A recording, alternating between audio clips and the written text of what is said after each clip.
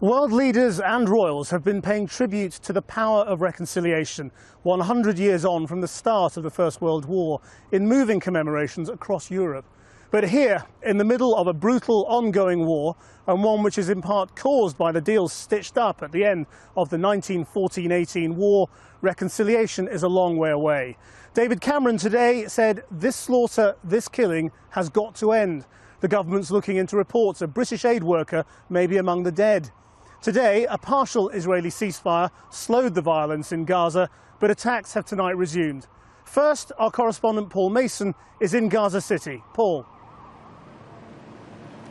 Well, Krishnan, on this side of the border, we've been getting a lesson in what ceasefires mean. The Israelis declared one and broke it within 10 minutes. In the town of Rafah, the fighting seems to have died back a bit, but they're picking up a lot of bodies. Behind me tonight, the rumble of artillery carries on. More people will die here overnight. That's the picture here in Gaza, and it was a day when people tried to pick up the pieces.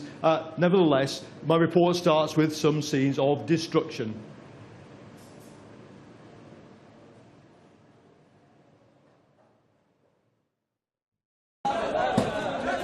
Just 10 minutes after their own ceasefire started, Israel struck a house in the beach refugee camp, Gaza City.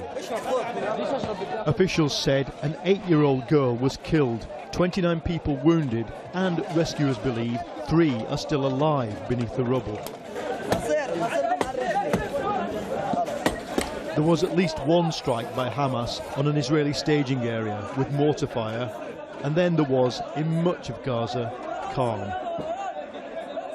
Before today's ceasefire started, the Qassim brigades, the military wing of Hamas, issued their demands for ending the fighting.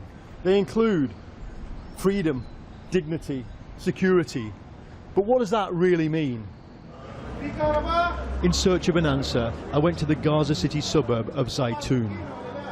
Here, the graffiti tells a political story, the old left-wing guerrilla movement overpainted with the green of Hamas.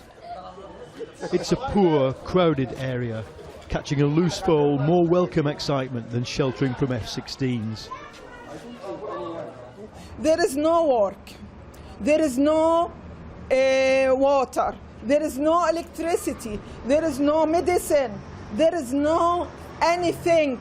My husband have, from I married to now, they haven't got any work. Why? Why? Why? People will say in the West that's because Hamas runs Gaza.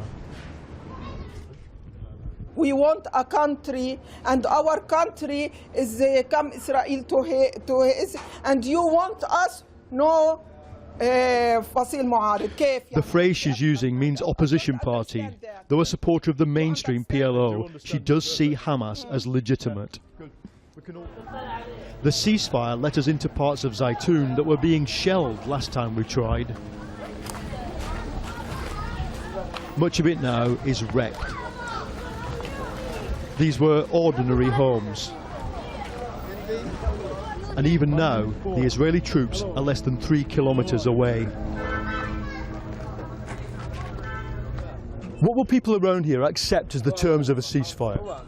They will not accept at least to stop siege. Stop the siege? Yeah, this is the minimum required. We require. And if the siege carries on, what? Nothing will happen. We are dying anyway. We are dying before war, we are dying through war, we are dying after the war. Some people have seen more war than peace. This man was just 19 when the Palestinians were expelled from what's now Israel in 1948. And when he finds out my nationality, it gets interesting. I remember when the British were here. They're the cause of the problem. Since then, the Israelis have destroyed everything. There's one more place I want to see while the ceasefire holds, the British War Cemetery. There's been no ceremony today, only quiet. Blimey. Can we have a look? Can we have a look? Can you carry it? It's taken a couple of Israeli shells in this war. One, luckily, did not go off. That's a rifled tank shell there. For both sides in this war, this corner of a foreign field is significant. It took these soldiers the best part of a year to fight their way to Gaza, and when they did, the British government promised there'd be a home for Jewish people in Palestine.